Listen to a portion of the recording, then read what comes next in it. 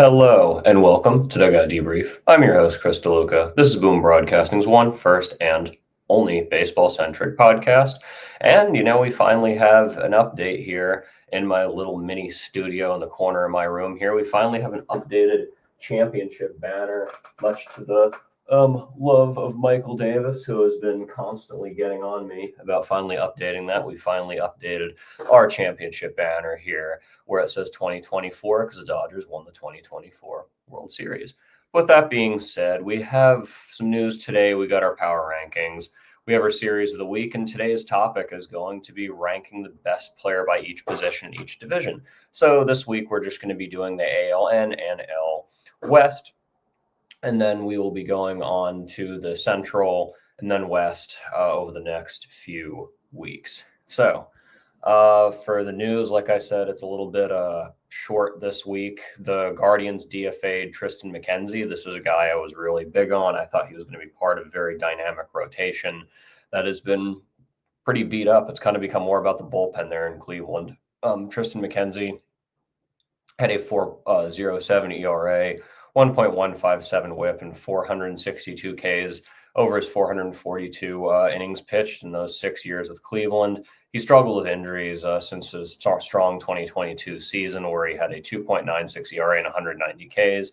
Like I said, after that 2022 year, that's when I got really, really big on him. And then it just kind of fell off. Like I said, it was going to be a really good rotation with him and Bieber, but both have struggled with injuries. Now McKenzie's gone, so that bullpen's remained good. It's not really been a problem. Cleveland is still doing really well. They made the American League Championship last year without him for the most part. So really does say a lot about how Cleveland just kind of rebuilds and adapts after they, catch lightning in a bottle. Then that lightning in a bottle fizzles out. Well, they just catch lightning in a bottle somewhere else. And I think that the Guardians will continue to do that. I think Tristan McKenzie will find a good home somewhere. I'm sure he'll get picked up, just hoping he can stay healthy. And, hey, maybe the Dodgers can go for him.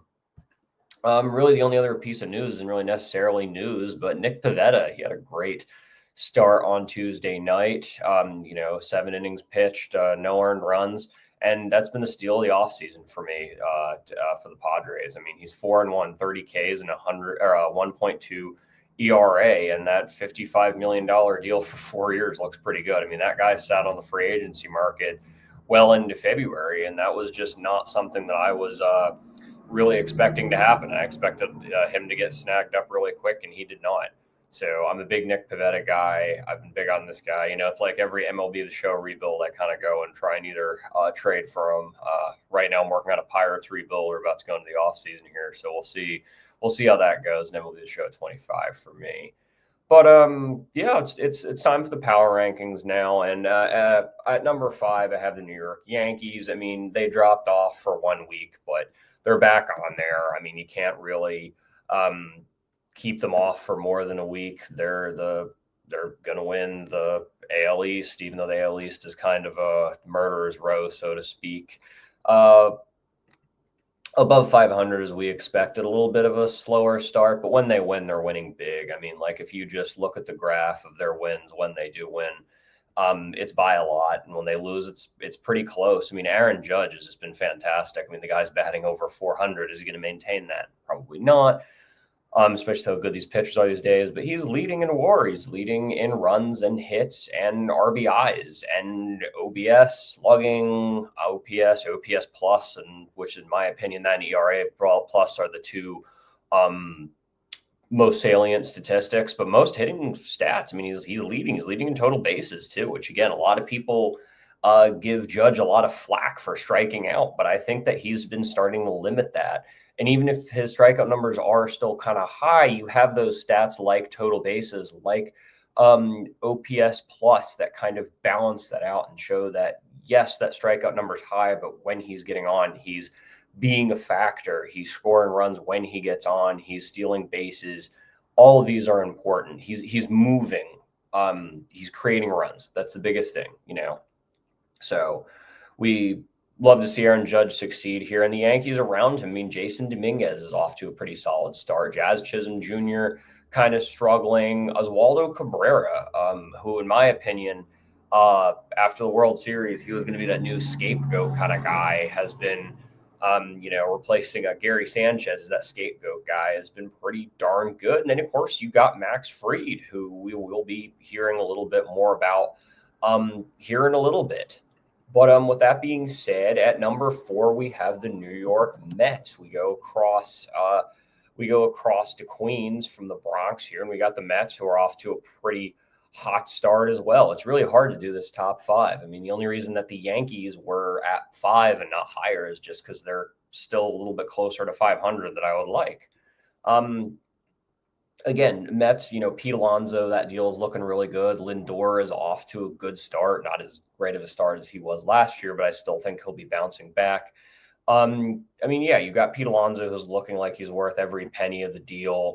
The rotation, which is so far still proving me wrong, with guys like Griffin Canning, Taylor Miguel, Kodai Senga, all playing at a pretty darn good level, which is good to see for those Mets. Number 3, I have a team that a lot of people are just weirdly surprised on, and I'm not, because I said that they were going to be just as good as they were last year, if not better, and it's the Detroit Tigers. The Detroit Tigers are off to another hot start. They're going to be one of those teams, I feel like, that they're going to find a way regardless, similar to the Rays, similar to the Brewers. They're a next guy up kind of team. I mean, guys like, you don't have household names here outside of Spencer Torkelson necessarily, but yeah, I mean, you got Colt Keith, you got Riley Green, who I'm still big on despite his kind of hot and cold start leading the MLB in strikeouts. Zach McKinstry, the former Dodgers there, he's off to a pretty good start too, the 1.2 WAR. And then the rotation, I mean, Tarek Skubal, staying fantastic. Jack Flaherty, a great deal. Casey Mize, another guy I was big on. Jackson Joe, Reese Olson, too. Can't forget about Reese Olson. So, yeah, I mean, I'm going to put the Tigers up here at number 3. A lot of people might call me crazy, but, go ahead. And then at number 2, just a team that's been absolutely in a slugfest with the teams that are beating the crap out of each other. In the NL West. It's the San Diego Padres at number 2. Just Fernando Tatis Jr. starting to look like the National League MVP award winner. Xander Bogaerts. They picked up Elias Diaz, Luis Arraez. Cronenworth's been good. Of course, can't forget about old Manny Machado. And then Nick Pivetta, who we just talked about earlier, is really starting to look like their ace, along with Michael King. And don't forget that you got Dylan Cease there, too. And you have a fantastic closer and Robert Suarez. So just a lot to really like about the Padres. But then at number 1, we have a team coming off a pretty recent 11-10 slugfest with Chicago Cubs, which was one of the series last week that we talked about. And it's the Los Angeles Dodgers at number 1. Will they stay at number 1? We'll see. I mean, they're, still staying really hot. They were my, I think I had them at 2 last week. I moved them back up to 5. They might drop down. They might go back up depending on how they perform this week. I mean, not much else to say. Of course, Ohtani's staying great. Some dramatic walk-off home runs. Freddie Freeman remaining a factor. Tommy Edman has 8 home runs already. I mean, just really, really good. And then Yamamoto has been a surprise at pitching. I was kind of expecting him to take a little bit of time to adjust. But, hey, man, he's been good. I mean, sub-1 ERA, 3-1. It's just the team around him once happened to just fall apart for his one loss. They just didn't score any runs. So not much else to be said. Sasaki is way ahead of schedule, I think. Tyler Glasnow went down with an injury. We're hoping he'll be all right. Tanner Scott, the bullpen, Vesia. I'm happy that they kept Alex Vesia. There was some talk about getting rid of him, but not a good idea. But yeah, that's my top 5 power rankings. Again, shout out to Cody from Drew Code Sports Talk for suggesting that idea to me. I've been starting to do that here every week. We usually we post up a graphic, and then I go ahead and elaborate on it here. I just kind of like keeping it simple. But yeah, Yankees, Mets, Tigers, Padres, and Dodgers are my top 5. Will be next week. Well, come back and see. So the topic of this week's episode will be the best player by position in all divisions. So we will be doing starting pitcher, relief pitcher, catcher, first base, second base, third base, shortstop, left field, center field, right field, DH. So we're not going to be counting injured players, and this is going to be going kind of on a combination of their 2025 so far, but plus their overall career. So you're going to see some interesting parity here because you can go and be like, oh, well, this guy, career-wise has been really good, but they're absolutely terrible in 2025, got at the end of their career. So I don't know, whatever. If you have anything against it, then just put in the comments. I love arguing about baseball, debating. Won't really say arguing. Arguing is a strong word. But anyway, so we are going to start with the American League East, and we'll move on to the National League East right after. And then at pitcher, you have a decent stock of pitchers here outside of what Baltimore and Tampa are throwing out. But I'm going with Max Fried. I'm going with Max Fried, who's 4-0, 1.42 ERA. He's got 5 games already under his belt. He's looked really good. I mean, I don't really know why the Yankees didn't start him in the first game of the year, but they started Rodon instead. I thought I was a little bit confused by that. But Max Fried's been really great for those New York Yankees. And then at relief pitcher, again, another hard one. You're going to see a lot of closers here. But we got Jeff Hoffman is who I'm going with, the Toronto Blue Jays. This, again, kind of a weird one. He's got 5 saves so far, 11.1 innings. They're starting to move him to a closer role. He was the Phillies closer last year, kind of bouncing back and forth with Alvarado and all that. Of course, the Blue Jays had Romero for quite a while, but Hoffman's been a pretty good placeholder. And now we got catcher. This is one that's not super controversial, so to speak. I mean, it's Adley Rutschman. I mean, for the former first overall pick and at Oregon State and football player. Fun fact, him and Christian McCaffrey actually played against each other in college for football, which I always thought was kind of funny that Adley Rutschman and CMC have faced off. And I believe, if I remember correctly, Adley Rutschman tackled Christian McCaffrey on a kick return when CMC was at Stanford and Adley was at Oregon State. But yeah, I mean, he's already off to a good start here. 4 home runs already, 7 RBIs. He's offensive production wise, he's probably the best catcher out there. And then defensive production wise, he's one of the better defensive catchers as well. And not really super controversial there. And then we have another not really controversial one at first base either. We're going to see a few of these. This is going to be a recurring theme, especially when we get to the Central divisions.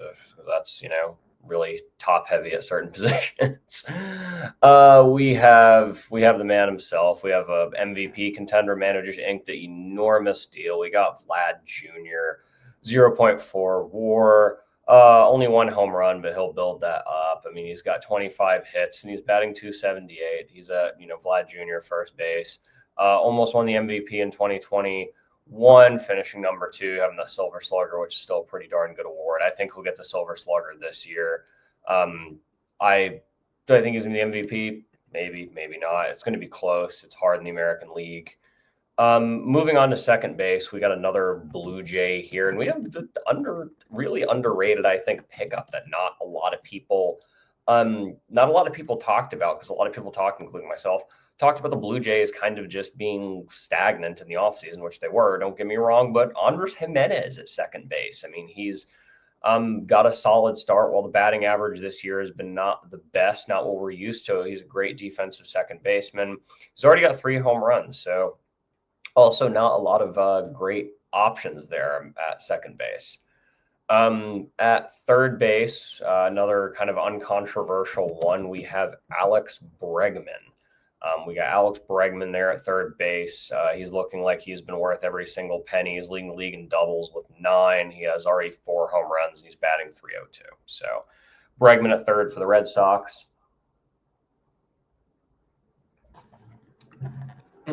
And then at shortstop, we have a guy I'm always been huge on since he came up. We got Gunnar Henderson. Give me Gunnar Henderson. 13 hits, 2 home runs, batting .213. But another guy who I definitely think will get an MVP in his career. The former Rookie of the Year has is just a stout shortstop. So left field, a guy that I mentioned earlier is Jason Dominguez. Dominguez has been off to a great start too. He had a season-ending injury last year, right when he started to get really hot. Already 2 home runs, batting .219. Could have been rookie of the year, I think. I actually don't know if he qualified or if he's qualified. He might still be qualified this year, but I could be wrong. Center field, we got a guy who's been a sneaky good 2024 or 2025 rather, already got a 1.1 WAR, and that's Cedric Mullins with 6 home runs, batting .290, 15 runs, 19 ribbies. I've been big on Cedmull for a long time. Man out of Greensboro, North Carolina, had a pretty bad pretty bad first half, and now he's been starting out good. So hopefully he can keep it going all throughout the year. And then to round out the outfield, we have right field, not even a question. It's Aaron Judge. We already talked about him. Judge will be right field, and to finish the American League East off, we have Rafael Devers at designated hitter. I know. He started like 0 for 21 or something like that, and 18 Ks, but he's bounced back, batting .209, 2 home runs. You can't not have Devers on this list. I mean, top 20 MVP finished seasons every single year outside of one since 2019. Multiple Silver Sluggers, World Series champion, of course, a 3-time All-Star. You can't say no to that. So give me Devers at DH, and we'll be moving on to the National League here in a second. I actually threw honorable mentions in the National League. I don't know why I didn't for the American League, but we ended up with 3 Yankees, 3 Orioles, 2 Red Sox, 3 Blue Jays, surprisingly enough, and 0 Rays, which is really sad because you got guys like Meisner who have been really good. I picked him up in fantasy. He's been helping me out, boosting my batting average and hits total, which is really good. But I mean, the Rays have just really kind of been what I expected them to be, where I just don't think that with how great that division is this year, they're going to be able to execute the way that we've seen them play, just really playing that small ball, being able to win in those weird ways. You're so dominated by the teams above you that even if you do pull off a series against a Baltimore team or even a New York team, it's still just not enough. So, we're going to be moving on here momentarily to the National League. So, starting pitcher, another one that's really, really hard to just kind of pick one. We got Zach Wheeler of the Philadelphia Phillies. And this man, again, we've talked about him before. Pretty much always, I feel like this guy always finishes number 2 in Cy Young voting. 2-1 start, 3.73 ERA. He'll get it down. Don't worry about it. Zach Wheeler by a mile, the former New York Met, the golden pickup for the Philadelphia Phillies, who in my opinion have one of, if not the best rotations in the MLB. An honorable mention to Chris Sale, the Cy Young Award winner last year, just having a really bad start. And then a guy with a really good start so far. Another honorable mention is Mackenzie Gore. Not a guy that a lot of people don't want to talk about, but I'll talk about him. I'll go into more depth about him at some point. Relief pitcher, a guy I've been big on for a while, was Jose Alvarado, the big man for the Philadelphia Phillies. I think that this guy needs to be a full-time closer, and he has been this year, finally. It's taken them quite some time, but he's already got 5 saves. He has 2.53 ERA. And I just think that how powerful he is for his size, he can be one of the better closers in the league. 6'2", 245. See that guy staring at you, you don't want to pick a fight with him. Honorable mention to Edwin Diaz, a bad start. An honorable mention to Kyle Finnegan, a good start. Career-wise, is Edwin Diaz a lot better? Yes. Alvarado's been a lot better recently. Edwin Diaz, I feel like the days of the trumpets are numbered, so to speak. But and someone be like, oh, he's a Hall of Famer. I'm like, it's hard enough to get in as a relief pitcher into the Hall of Fame, let alone if you're Edwin Diaz. I think that's a stretch. At catcher, not controversial necessarily, is JT Realmuto. JT Realmuto will be our catcher for the National League East. 17 hits so far, 1 home run. Career-wise, he's 271, and that's really good offensive production-wise for a catcher. You don't really see that much anymore. 36.7 career WAR, just great offensively. Some questions defensively on occasion with him, but honorable mention to Sean Murphy, just been injured this year. I'm really big on him. Part of the A's fire sale, where half of them went to the Braves. Give me Gilbert Ruiz as well, former Dodger. He's part of the Max Scherzer deal a few years back. But now we probably have the hardest one overall, and that's first base, because you legitimately have 3 potential Hall of Fame first basemen all on playing at the same time. I mean, potential, again, I'm not saying they are right now. I'm going to say it's a tie, because I sat there and thought about that for a long time. So it's hard, because Pete Alonso is naturally a first baseman. But Bryce Harper, you can't put him at DH anymore, because they've not been DHing him recently once he's kind of healed up from his injury. I mean, former left fielder, right fielder, they moved him in from the outfield. He was a lead outfielder when he was out there too defensively. It's just they didn't want him to be injured. But yeah, I'm going to say it's a tie between Bryce Harper and Pete Alonso. And of course, give me Matt Olson as an honorable mention as well. So, it's my show. I can make a tie between Pete Alonso and Bryce Harper. Honorable mention, Matt Olson, and also Nathaniel Lowe, who I thought that was really weird that the the Rangers just kind of shot him off the Nationals. That was really weird.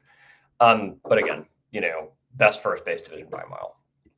Second base, give me Ozzie Albies. I think he's a really underrated player, off to a pretty darn good start here, batting .233, 4 home runs, career-wise 22.3 WAR. He has 145 home runs, good defensively, offensively, all the aspects that you need. Honorable mention, Otto Lopez, just the best player on the Marlins past 2 years. This year and last year. Austin Riley, we'll go with him at third base. He's sneakily been good. Another great Atlanta Brave at third. Francisco Lindor at short, the second place runner-up for MVP last year in the National League. Kind of battled out between him and Trey Turner, but I went with Lindor career-wise. I mean, you can't really say no to a guy who would have won MVP in any other year last year. He's a 50 career WAR, 253 home runs career, batting .275. I mean, you've seen these high 270s guys. Honorable mention, Trey Turner, huge batting average guy, fast guy. Xavier Edwards, and C.J. Abrams, who was part of that Juan Soto deal. Again, that's one that. Brandon Nimmo in left field. Can't say anything about it. Also, Brandon Nimmo is probably the only player ever, not literally, I think there's been like 10 others or so, MLB players. He's from Wyoming. I know he's the only current.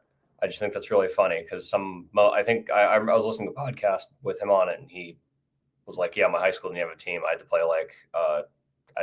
like pay to play for my entire time in high school. James Wood, honorable mention, one of the highly touted prospects in Nats organization. We will go with Michael Harris, the second, in center field. Not much to say there. Outfield's a little bit hard because they switch around. I'm just going to what they naturally do, by the way. Right field, do I even need to say his name? I mean, it's going to be Juan Soto. The prize of the offseason, already off to a pretty good start. Not as good as we expected, but again, people are going to be pitching different to him now. People will be pitching a lot different to him now, because he's the best player on the team by a mile. When he was with the Yankees, you had Aaron Judge in front of you or behind you, depending on where they had him. He's slow start, only 3 home runs, 233. He'll be all right. He's batting .283 career, 37.1 WAR. This guy's pretty much a lock to the Hall of Fame. And then honorable mention, Nick Castellanos, and then Kyle Schwarber is my DH pick. Another kind of probably controversial one, but I think Kyle Schwarber has been really consistent in his career. While he does strike out a lot, he's still just a really good player overall. Almost 1 WAR this year, 7 home runs, 271. He's keeping the average up for strikeouts. So 18 runs scored, and so far this year he has 21 strikeouts, which is a lot. He's led twice in his career at 200 in 2022, 215 in 2023, 197 last year and already 21 this year, but still he's batting 271, so he kind of balances that out. And yeah, we're the Phillies. We have 4 Phillies, we have 4 Mets, 6 Phillies, 3 Braves, 0 Marlins. We have a couple honorable mentions there, and the Nats. So we have a couple honorable mentions as well. So it's going to be time for the series of the week. So the first one we're going to have here, we're going to have the Phillies and the Cubs. We talked about them a little bit already today, or at least the Phillies we talked about. It's a prove-it series for the Cubs, who are trying to stay hot despite losing Justin Steele for the year. I mean, currently they're number 1 in the NL Central, which we'll be talking about next week when we rank best players by position next week there. It's 2 division leaders, Philadelphia Phillies leading the brutal National League East, which going back to the positional rankings that we did, it really shows how top-heavy, 3-team top-heavy it is and how brutal it is. Not as brutal as the NL West, but still, the NL Coastal divisions are just insane, and I can't wait to see more and more matchups between them. But yeah, Phillies, Cubs for the first one, and my second one, give me Cody's Giants playing at the San Diego Padres. They go to Petco Park.